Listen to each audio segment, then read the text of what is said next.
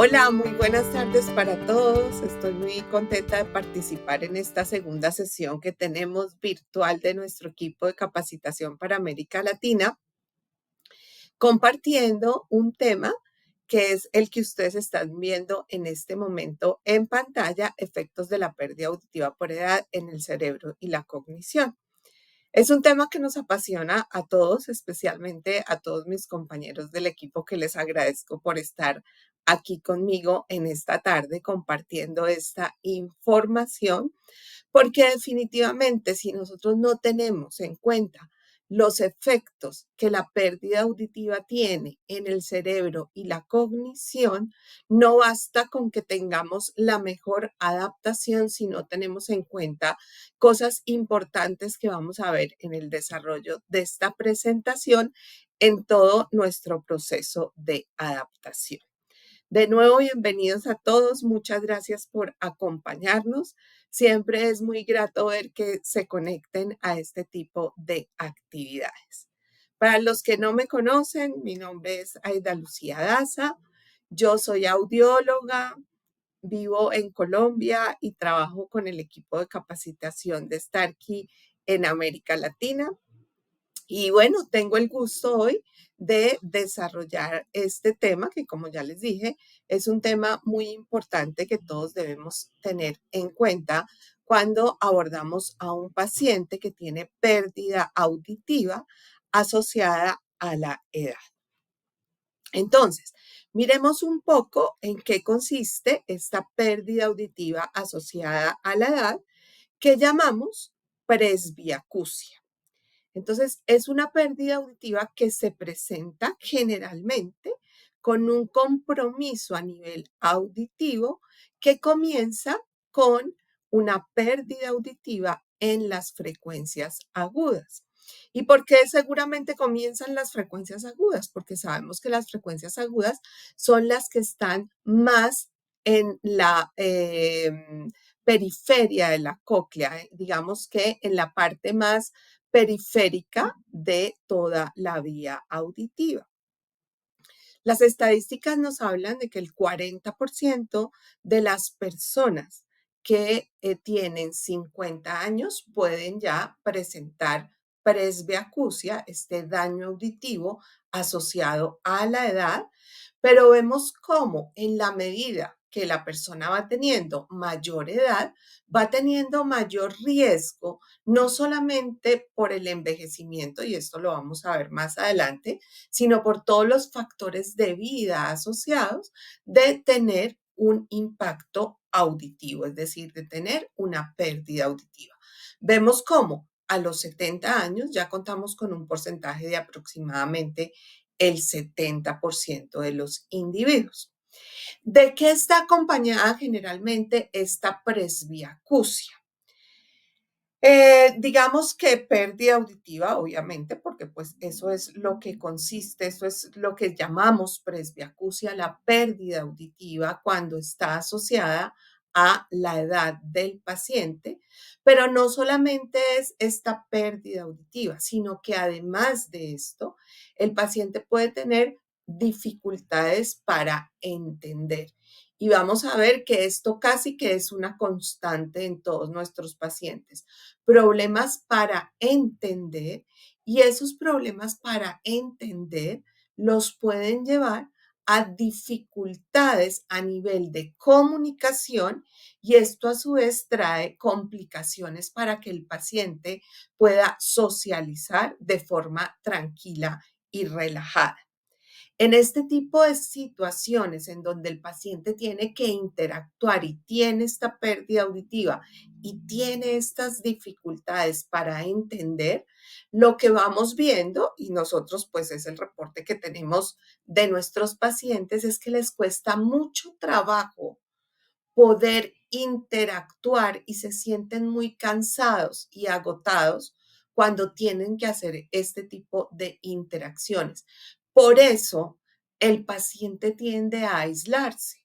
Y esto es un problema que todavía impacta todavía más todo el compromiso de esta presbiacusia.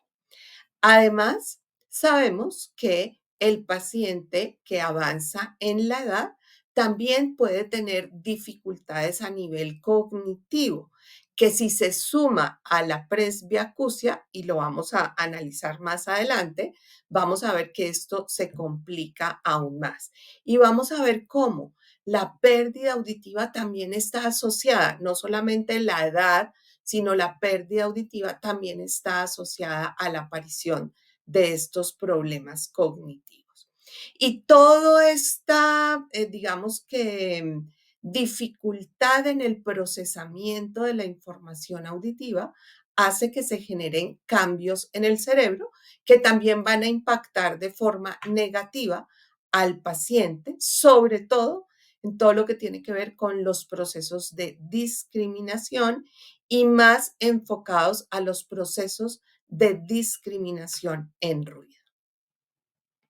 Entonces, miremos que la pérdida auditiva que está asociada a la edad, pues está relacionada con cambios que pueden ocurrir a nivel sensorial, metabólico o neural.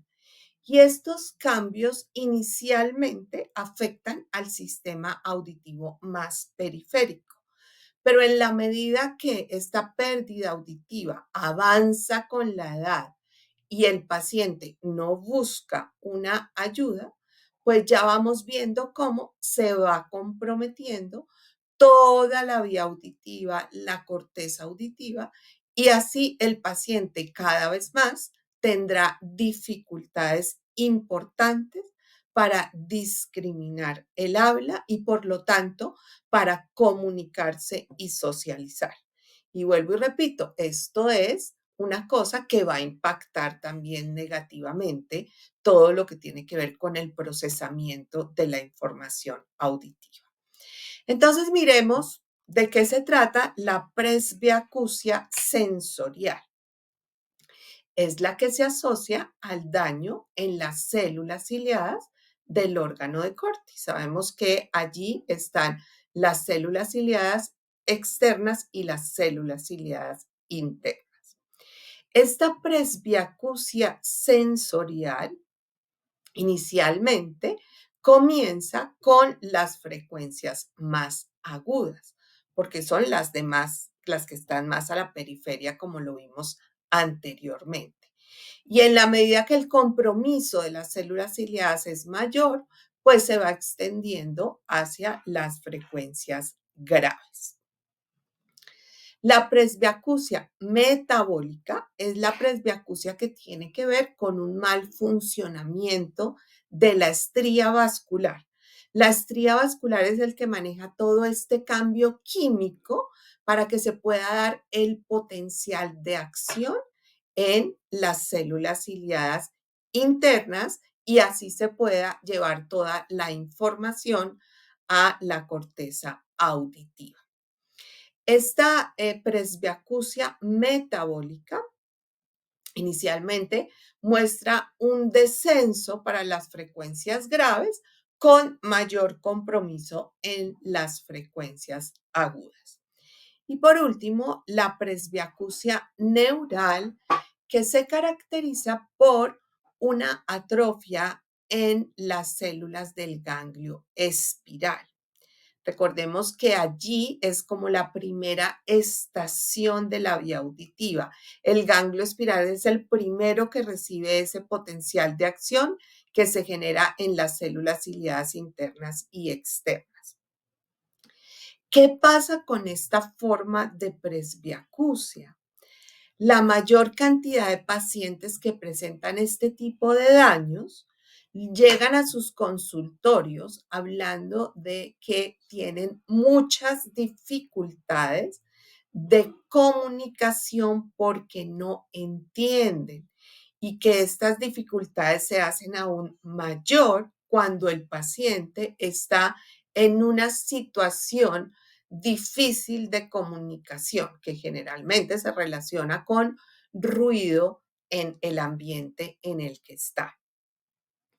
Cuando ustedes hacen una audiometría de este tipo de presbiacusia, si está sola, que generalmente Esto es una mezcla de todo, pero si tuviéramos un paciente con solo presbiacusia neural, veríamos que el audiograma está normal, pero efectivamente se ven dificultades importantes a nivel de discriminación. Y esto se observa sobre todo cuando nosotros tenemos la posibilidad de evaluar a este paciente con una logoaudiometría en la que estamos introduciendo ruido para hacerla más real a la situación que el paciente nos está reportando. La literatura reporta que solo veremos implicaciones en el audiograma cuando tenemos una presbiacusia neta neural, cuando el 80 o 90% de las fibras del ganglio espiral están comprometidas. También la literatura reporta cómo el ganglio espiral es mucho más sensible al daño por ruido que las células ciliadas internas. Esto está pues reportado a nivel de estudios de laboratorio con ratones, en donde los exponen a ruido y ven cómo luego de un tiempo de tranquilidad, las células ciliadas internas están otra vez activas, mientras que las fibras del ganglio espiral ya tienen daño. Entonces, este dato es muy importante porque el ganglio espiral, como les digo, es mucho más sensible al daño por ruido que las células ciliadas. Y si vamos un poquito más arriba de la vía auditiva y hablamos del potencial evocado auditivo de tallo cerebral o VERA, vemos cómo, sin pérdida auditiva, sino solamente relacionado el VERA, el resultado del VERA, con los pacientes de la tercera edad, vemos que la amplitud del potencial auditivo de estos pacientes de tercera edad es menor que la amplitud de los potenciales evocados auditivos de una persona joven o, pues, sí, de un rango de edad media o joven. Y hay una cosa muy importante a nivel de la evaluación de la respuesta de seguimiento de frecuencia, que es algo que está dando mucha información a nivel auditivo, y es cómo se muestra un déficit en los pacientes de la tercera edad en el procesamiento temporal. Y este déficit en el procesamiento temporal está muy asociado a los problemas que los pacientes tienen para poder entender en ambiente ruidoso. Y esto explica, pues, en cierta medida, los resultados que tenemos cuando hacemos esta evaluación y cuando vemos estos resultados a nivel de la logoaudiometría que no concuerdan. Y si nos vamos ya para la corteza auditiva temporal, que sabemos que es la responsable de hacer toda la decodificación de estos sonidos, vemos que ocurren dos cosas importantes. Una es la disminución de un neurotransmisor que se llama GABA, que es un neurotransmisor muy importante porque es un neurotransmisor inhibitorio. Ustedes saben que para que se pueda dar toda esta estimulación de una forma lógica y coordinada para que nosotros la podamos interpretar, pues debe haber espacios en todo nuestro procesamiento auditivo en donde haya excitación de unos e inhibición de otros para que todo se pueda llevar a cabo. Pero si todo el tiempo que hay un estímulo auditivo, la vía auditiva está trabajando, pues se genera mucha información incapaz de procesar para el paciente. Y adicionalmente a esta disminución del neurotransmisor GABA, nosotros encontramos una disminución en la materia gris. Y la materia gris es la que se encarga de transportar los cuerpos neuronales a nivel sensorial. Y pues obviamente el sentido del oído, pues hace también parte de este transporte que hace la materia gris de todos estos cuerpos neuronales. Y esto hace que haya como un adelgazamiento a nivel cortical en los pacientes que están teniendo un proceso de envejecimiento. Entonces, si nosotros vemos en la medida que está pasando el tiempo, como se los había dicho anteriormente, vamos teniendo implicaciones inicialmente en la parte más periférica y luego ya vamos viendo cómo en la vía auditiva también va habiendo implicaciones y a nivel cerebral también. ¿Qué es lo que pasa? Que para que nosotros podamos comprender esta información auditiva, necesitamos de todas estas redes cerebrales para que lo podamos lograr. Y en la presbiacusia, lo que se sabe es que esa conectividad neuronal, debido a lo que ya les comenté, está disminuida y esto hace que el procesamiento del habla se vea comprometido. ¿Cuáles son estas redes neuronales que más apoyan esa percepción auditiva? Son básicamente estas tres que ustedes están viendo aquí, la atención, que es clave y vamos a ver cómo forma parte muy importante del procesamiento auditivo y no solamente para las personas mayores, sino para todos, la visión y la parte motora. O sea, todo esto es importante, tanto para las personas con presbiacusia como para las personas con otro tipo de pérdida auditiva, como para las personas que escuchamos bien. Toda esta interacción. Y la presbiacusia, pues no solo afecta las áreas auditivas, sino que también vamos a ver que afecta las otras áreas. Porque se potencializa una reorganización cerebral, porque el cerebro todo el tiempo está tratando de compensar lo que no está recibiendo. Y en la medida que intenta compensar lo que no está recibiendo, pues hay una reorganización que les voy a comentar. Hablemos un poco de la red de atención, que como les digo, juega un papel muy importante en todos los oyentes. Hablamos de la red cíngulo opercular. Es importantísima en el procesamiento del habla para todas las personas y está compuesta por la ínsula anterior, la corteza cingular anterior y el tálamo. Como los pacientes que tienen presbiacusia tienen un volumen reducido de la corteza auditiva, pues esto impacta también todo lo que tiene que ver con la red cíngulo opercular y ocasiona problemas de memoria. Y para compensar esto, como les digo, el cerebro siempre está buscando compensar lo que no recibe, pues hay situaciones que se presentan, que vamos a ver más adelante, que hacen que el paciente tenga todavía más dificultades a nivel de discriminación. Otra red que apoya es la red visual. Y se observa cómo en estos pacientes con presbiacusia hay un aumento de la actividad de la corteza visual cuando tiene el paciente que entender en situaciones complejas. ¿Y por qué hay este aumento? Porque sabemos que si el paciente se apoya en la parte visual, pues va a encontrar más herramientas para poder interpretar el mensaje hablado. Pero también es posible que esta reorganización que vamos a ver que hace la parte visual para compensar la parte auditiva, ayude también a que el paciente tenga mayores problemas de discriminación simplemente a nivel de la audición. Y la red motora, pues la corteza motora es la que guarda como toda la información articulatoria de nuestros fonemas en el español y también vamos a ella cuando estamos teniendo dificultades para entender en el ambiente en el que estamos.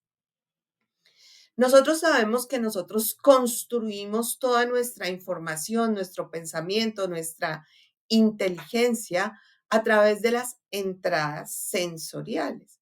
Estas son las que nos permiten tener información del mundo y con esto nosotros procesarla y poder actuar de determinada manera ante diferentes situaciones.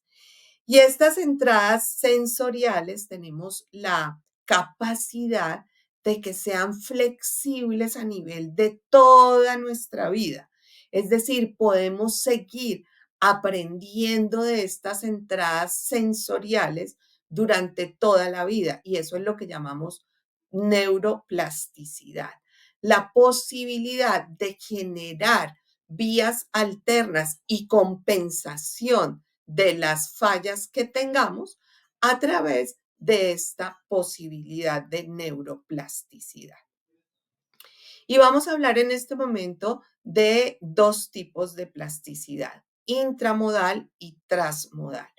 Intramodal es la que se produce por la deprivación de la zona cerebral que responde a esa estimulación.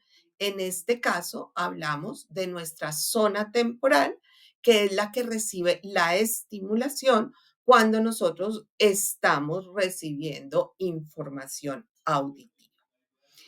Y transmodal, que es como otras zonas, como otras regiones del cerebro están compensando esa actividad auditiva cuando no se presenta correctamente. La pérdida auditiva tiene las dos formas, tanto intramodal como transmodal. Y aquí, en este ejemplo, lo vamos a ver de una forma mucho más fácil. Entonces, en el lado izquierdo, la figura A, B y C, están las imágenes de potenciales evocados auditivos corticales y visuales, tanto en personas que tienen audición normal como en personas que tienen pérdida auditiva. Entonces, en la imagen A que estamos viendo cómo la persona que no tiene pérdida auditiva ante una estimulación auditiva, vemos la región temporal, cómo está estimulada, incluso cómo pasa la información a través del cuerpo calloso hacia el otro lado del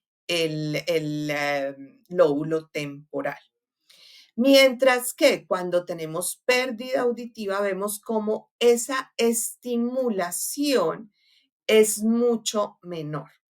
Entonces, cuando esa estimulación es mucho menor, el cerebro empieza a alarmarse y a ver de qué forma puede compensar esa estimulación que nos está llevando. Y es como vemos en la figura B, que es audición normal, vemos cómo la estimulación sigue en la corteza temporal, mientras que cuando hay pérdida auditiva empieza ante una estimulación auditiva a prenderse el lóbulo frontal, que es donde encontramos muchas herramientas cognitivas, sobre todo a nivel de atención, para tratar de compensar esa información que no se está recibiendo por la pérdida auditiva. Y en la imagen C tenemos un potencial evocado cortical, pero visual. También en un paciente con audición normal hacia el lado izquierdo y en un paciente con pérdida auditiva hacia el lado derecho. Y vemos cómo cuando hacemos una estimulación visual en un paciente que no tiene pérdida auditiva, la estimulación está perfectamente ubicada en el lóbulo occipital. Mientras que si estamos haciendo una estimulación visual y el paciente tiene pérdida auditiva, fíjense cómo esa compensación visual está haciendo que se vea estimulación en la parte temporal. Y si esta estimulación que genera este estímulo visual está estimulando la corteza temporal, pues el paciente va a tener todavía más dificultades para que auditivamente pueda discriminar. Claro, la parte visual le brinda apoyo, pero auditivamente está pues con más dificultad. Y la figura D, pues es lo que va ocurriendo, el ciclo que ocurre cuando tenemos una pérdida auditiva, que es lo que nos está mostrando la figura A, B y C. Entonces, a esto nos referimos cuando decimos que hay cambios en la corteza auditiva, no solamente a nivel de la disminución de la sustancia gris y de la mala actividad del neurotransmisor GABA, sino a esta situación que se genera cuando tenemos una pérdida auditiva. Y nosotros podríamos pensar que esto pues se demora mucho en ocurrir luego de que el paciente tiene una pérdida auditiva. Pero ubiquémonos en que estamos hablando de una pérdida auditiva de un paciente de la tercera edad, donde digamos que el factor de riesgo no es solamente la pérdida auditiva, sino que por la edad van apareciendo diferentes factores de riesgo que pueden impactar toda esta situación auditiva. Entonces, ¿qué es lo que vemos? Que en la imagen A vemos un potencial visual cortical evocado y vemos cómo rápidamente ese estímulo visual empieza a estimular la corteza temporal para compensar, como digamos, esa falta de actividad de ese lado de la corteza. Entonces, la figura A nos muestra cuando la pérdida auditiva está iniciando. La siguiente imagen, la del medio, es cuando la pérdida auditiva está con 3 meses y al año de establecida la pérdida auditiva. Vemos cómo iniciando la pérdida auditiva, pues el potencial evocado cortical visual hace una estimulación del lado occipital, que es lo que pues esperaríamos. Aunque se empieza a ver una rayita todavía en la corteza temporal. En la del medio vemos como ya está completamente invadida por el estímulo visual, la corteza temporal. Y al año, pues vemos cómo hay actividad tanto en la corteza occipital como temporal, pero pues está casi que colonizada por la parte visual nuestra corteza auditiva. Pero la imagen B nos muestra algo también muy importante y es cómo el uso de audífonos, un paciente que esté completamente adherido al tratamiento de audífonos puede revertir esta situación. Y vemos cómo la imagen 1 de la A, la primera imagen, perdón, la primera imagen de la gráfica B, nos está mostrando cómo ante un potencial cortical visual con un paciente que tiene audífonos y que está bien adherido a su tratamiento, ya esa estimulación se está viendo a nivel occipital.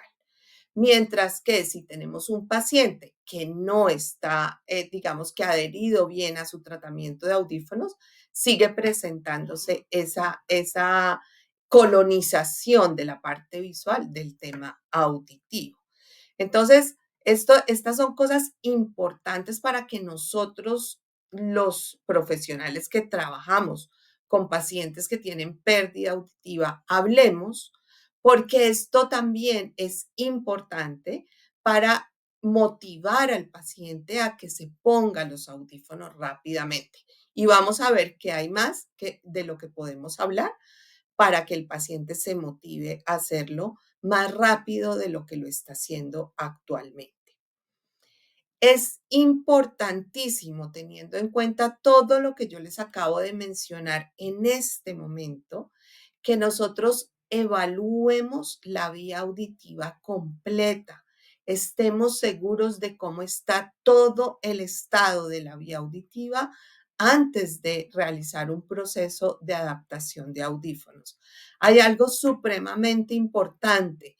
Yo sé que todos tenemos claro, digamos que la necesidad que tenemos de hacer una logoaudiometría porque es la prueba que nos reporta cómo está la discriminación del paciente.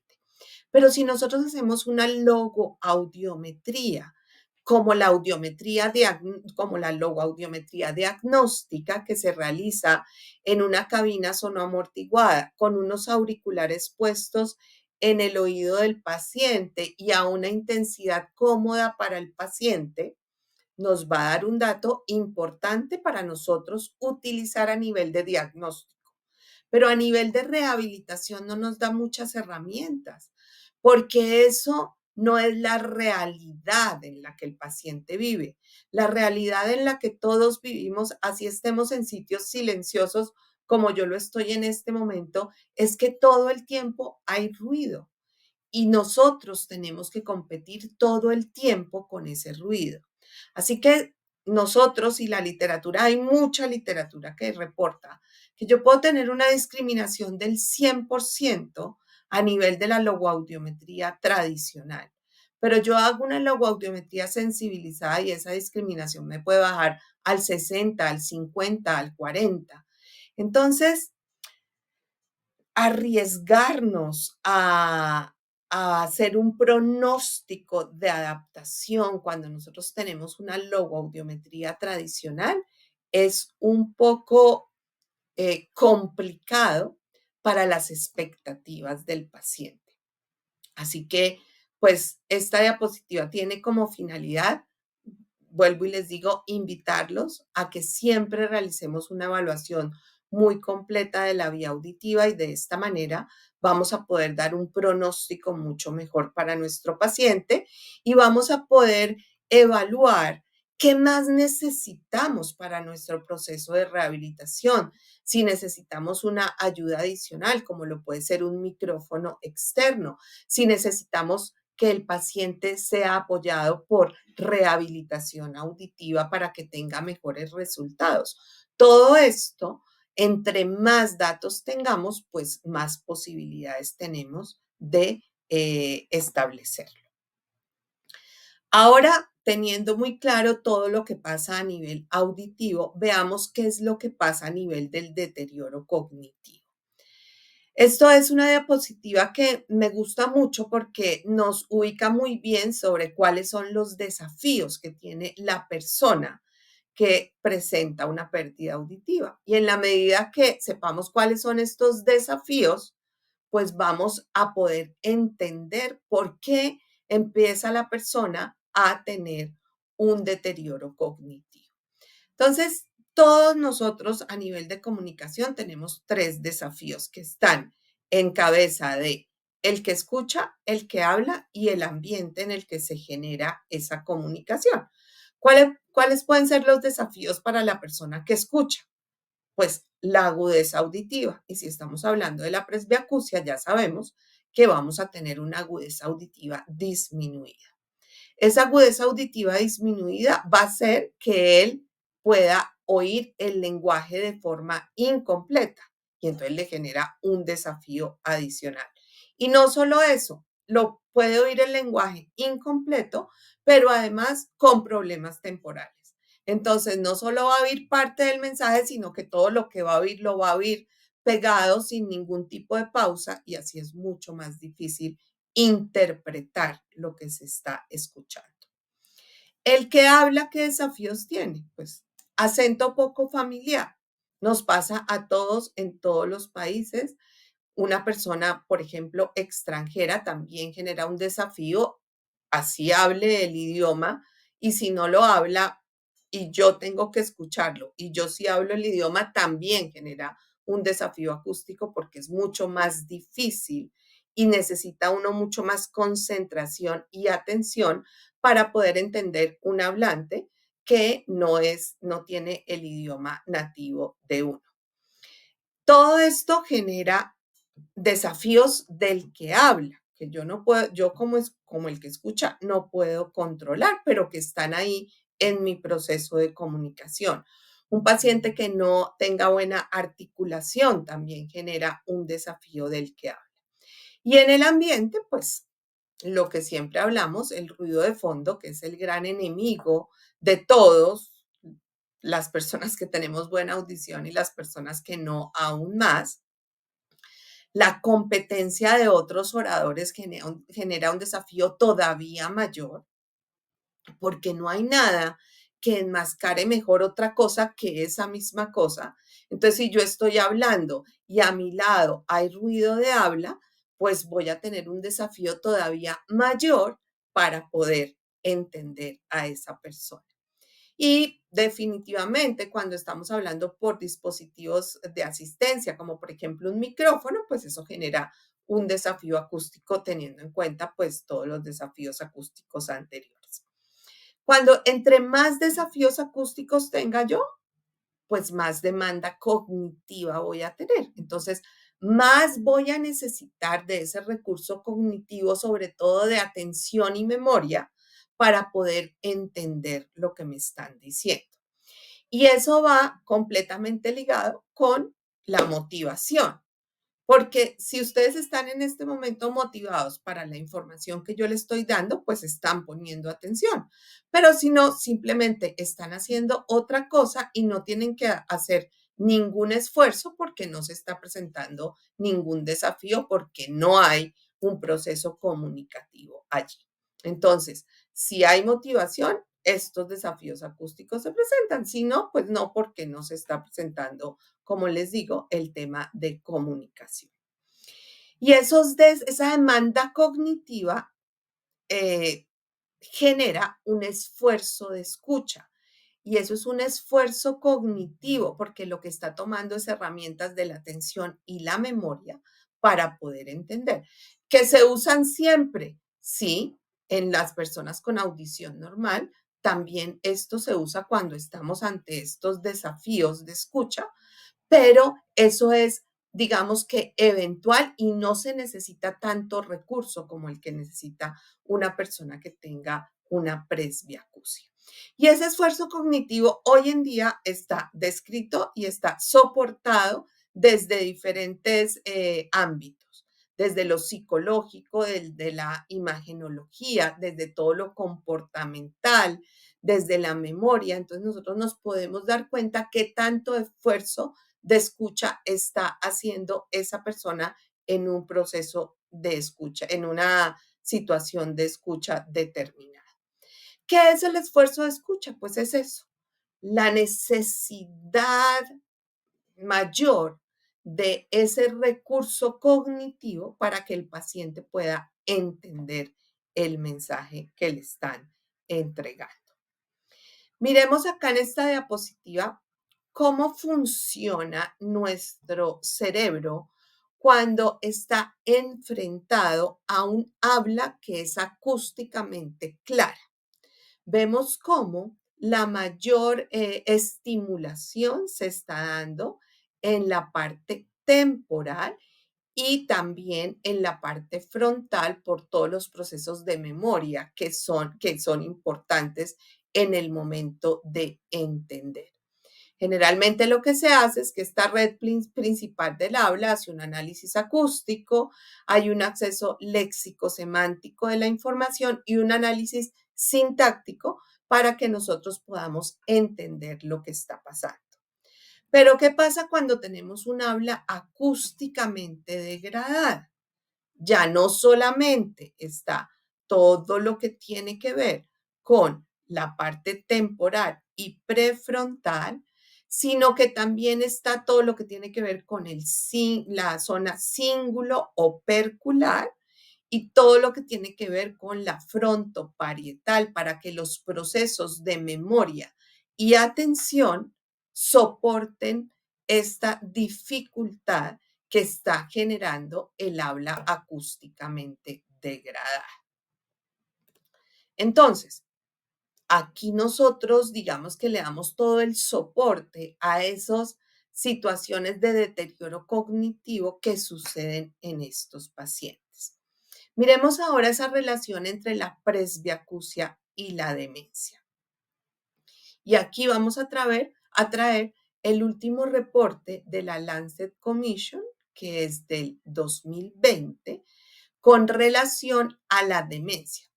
Esto es una revisión de una cantidad muy grande, 6,000 y pico de artículos científicos, en donde se toca el tema de la demencia. Y esta comisión del 2020 habló que había un 40% de la demencia que era potencialmente modificable. Y habló de que era potencialmente modificable porque había 12 factores de riesgo que si se tenían bajo control podían hacer que no apareciera esta demencia. Y vemos cómo la pérdida auditiva de aparición en edad mediana constituye el factor que más peso porcentual tiene. Vemos cómo es el 8% comparado con otros porcentajes mucho menores de los demás factores. Entonces, esto es supremamente importante porque vemos cómo si trabajamos tempranamente esa pérdida auditiva, podemos ayudar a los pacientes en un porcentaje importante a no desarrollar estas situaciones de demencia. Está también sustentado como hay mayor riesgo de demencia cuando hay pérdida auditiva mayor. Entonces vemos cómo para la pérdida auditiva leve hay un 200%, para la moderada un 300% y para la severa un 500%. Entonces es importante tratar de ayudar a estos pacientes auditivamente para disminuir este riesgo. ¿Y qué dice la literatura con relación a por qué se presenta esta asociación? Dice que puede ser porque hay una patología común entre la cóclea y el cerebro. Entonces, pues el cerebro está teniendo una patología, la cóclea también, porque los recursos cerebrales hacen que haya un empobrecimiento acústico o por la disminución de los recursos cognitivos que se ocupan de ayudar al paciente cuando está en situaciones difíciles de escucha. Para mí es una combinación de los tres.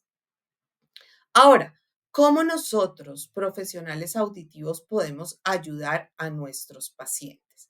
Entonces, contamos con diferentes herramientas dentro de la amplificación que no voy a ver en este momento porque no es el tema específico, como son la compresión, como son los micrófonos direccionales, como son los algoritmos de reducción de ruido, como son la conectividad entre los audífonos, accesorios, celulares, los algoritmos de optimización del habla y algo muy importante que es la inteligencia artificial. ¿Qué hacen todos estos factores dentro de los audífonos? Mejorar la relación señal-ruido y con esto disminuir el esfuerzo de escucha. Eso es lo que tratamos de hacer cuando ponemos todas estas herramientas dentro de la amplificación. Miremos un poco qué evidencia científica hay con relación a el uso de audífonos y el deterioro cognitivo o la demencia. Esto es un reporte de un estudio de metaanálisis del 2022 también, en donde se revisaron 3.243 artículos en los que se hacía seguimiento a los pacientes adaptados con audífonos versus un grupo control de 2 a 25 años. Y en estos estudios que se concluyeron, 11 de estos estudios dijeron que la pérdida auditiva adaptada con audífonos hacía que en las pruebas cognitivas de memoria a corto plazo se mostrara un 3% de mejora en este tipo de pacientes. Además, que el uso de los dispositivos auditivos fuera audífono o implante coclear se asoció con una disminución del 19% en deterioro cognitivo a largo plazo.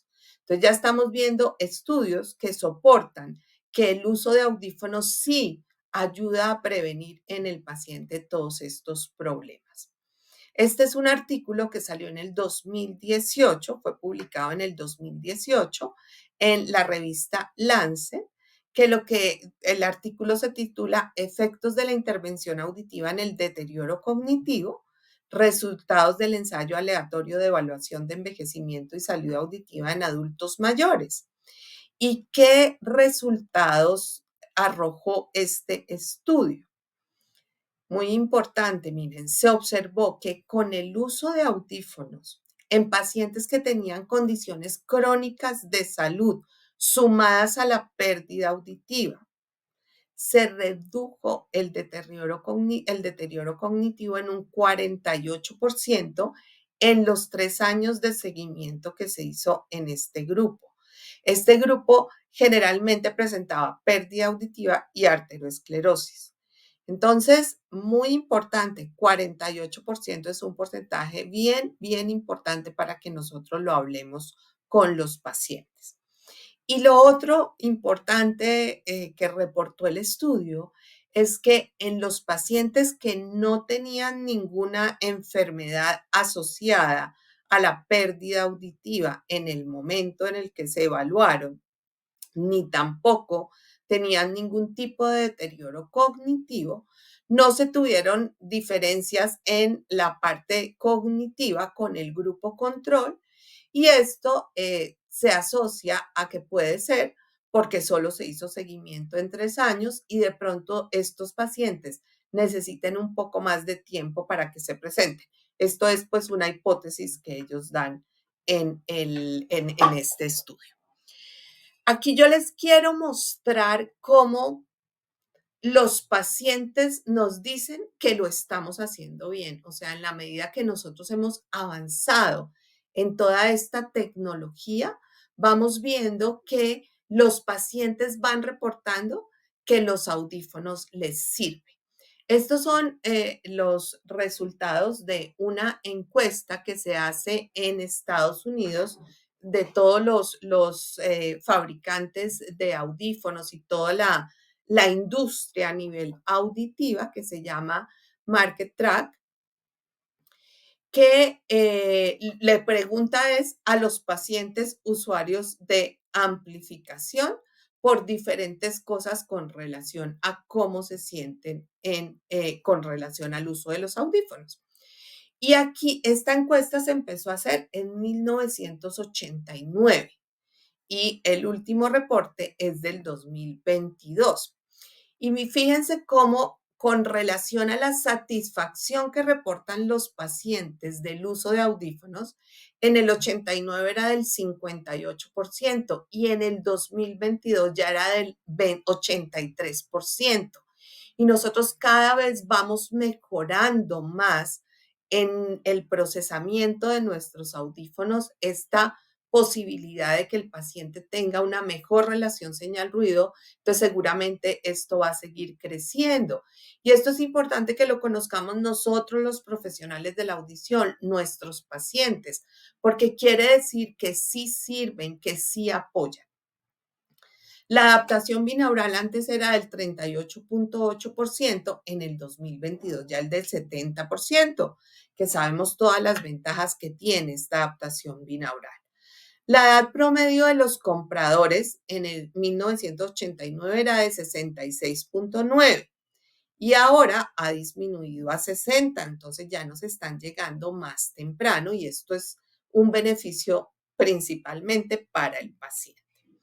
Y ya en este momento se están viendo que no hay tanto estigma a nivel del paciente que tiene una pérdida auditiva y usa un audífono como antes. Y si hablamos de todo lo que tiene que ver con el tema de ruido, los pacientes reportaron satisfacción de más del 70% en diferentes situaciones de ruido usando los audífonos. Entonces, vuelvo y repito, vamos por buen camino. Con relación a la consejería, nosotros tenemos muy claro cómo tenemos que ayudarle al paciente a entender cómo funciona el audífono, cómo lo debe limpiar, cómo lo debe usar. Pero a veces se nos olvida ayudarle también con un poco de consejería a nivel de la importancia de una buena alimentación, del ejercicio, de la relajación. ¿Y por qué esto? Porque hay una situación que se genera en los adultos que se llama neurogénesis adulta, que es la posibilidad de que se generen nuevas neuronas en el hipocampo, que es una estructura muy importante para todos los temas de memoria y aprendizaje, y ya vimos cómo esto es importante para la parte auditiva. Y esto solo se da si el paciente tiene en su vida comportamientos sanos. Si el paciente no lleva una vida sana, si tiene muchas complicaciones de salud, esta neurogénesis no se va a dar como se da en los pacientes que sí tienen. Entonces vamos a ver cómo el paciente que maneja unos niveles de estrés muy elevados no va a tener una buena neurogénesis adulta. Los pacientes que no se alimentan bien no van a tener una buena neurogénesis adulta. Los pacientes que no duermen bien, los pacientes que no hacen ejercicio. Bueno, todo esto va a contribuir o no contribuir a que tengamos esta posibilidad de nuevas neuronas en el hipocampo que sin duda alguna van a mejorar en el paciente, tanto la parte auditiva como la parte cognitiva. Y hay otra situación que tiene mucho que ver con estos hábitos saludables, que tiene que ver con los telómeros. ¿Qué son los telómeros? Son estas estructuras que vemos acá que sostienen toda la información, pues que sostienen los cromosomas. Anteriormente se creía que pues nosotros veníamos con una información genética y así íbamos a morir. Es decir, si en nuestra información genética decía que yo iba a tener un problema de eh, cognitivo, pues lo iba a tener. Pero eso ya está reevaluado y se habla, por ejemplo, de cómo estas estructuras, los telómeros, se van acortando a medida que la célula se va dividiendo. Y pues división celular tenemos todo el tiempo. Pero que cuando nosotros tenemos buenos hábitos de vida, generamos una sustancia que se llama la telomerasa, que hace que estos telómeros no se acorten y con esto que no se presenten situaciones que genéticamente estaban determinadas.